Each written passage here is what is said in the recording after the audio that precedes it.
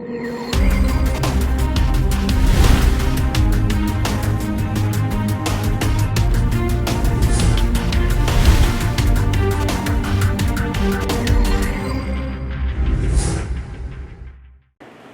of course, FCCPC is not brotherhood. It consists of the board and the officers, and most of the officers are here.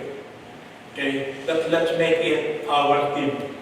So this is very, very important that we need to understand. Okay. Now, if we view, this is very, very important. If we view God as a cosmic killjoy, we will likely be plugged with guilt and shame over every single thought or angry moment. No, this is what happened to me.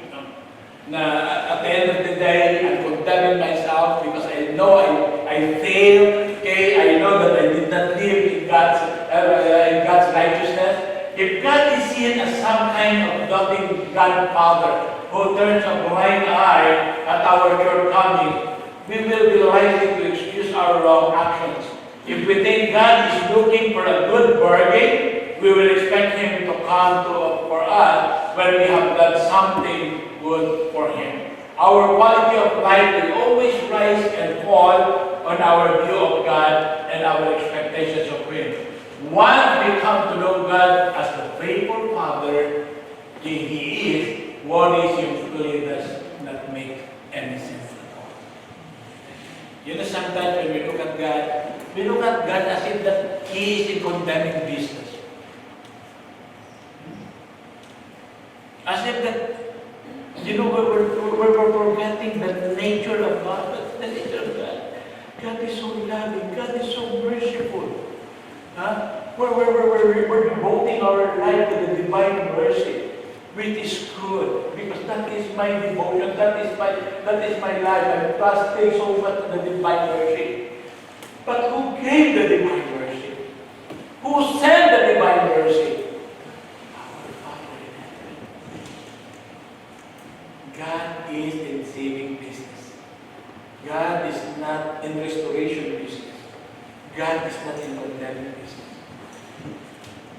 I heard that Brother was mentioned in your grand curriculum piece. God is not obsessed of your sin. God is obsessed of you.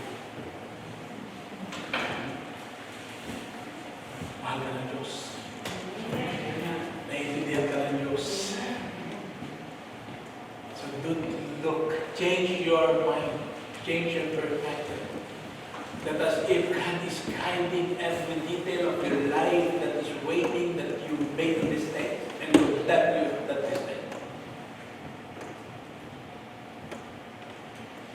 Are you aware that even before we commit the sin, God knows, that God is already aware that our sin is not a surprise to God anymore.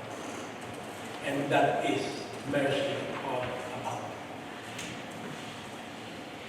Amen? Amen. But of course, do not take it for granted that because God is so loving and so merciful, we will keep sinning.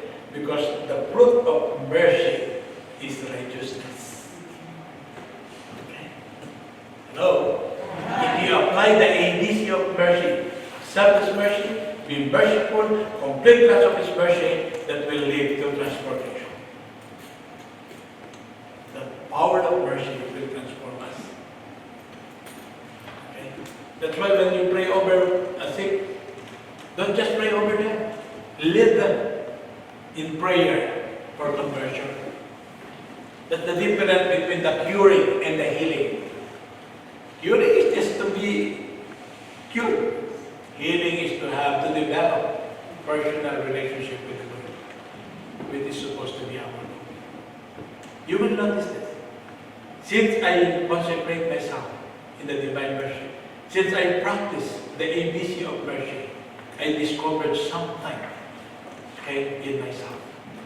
Okay? I learned to become merciful, I learned to become forgiving, that now I'm not forgiving anymore. Because I learned, and God gave me the grace to understand the weaknesses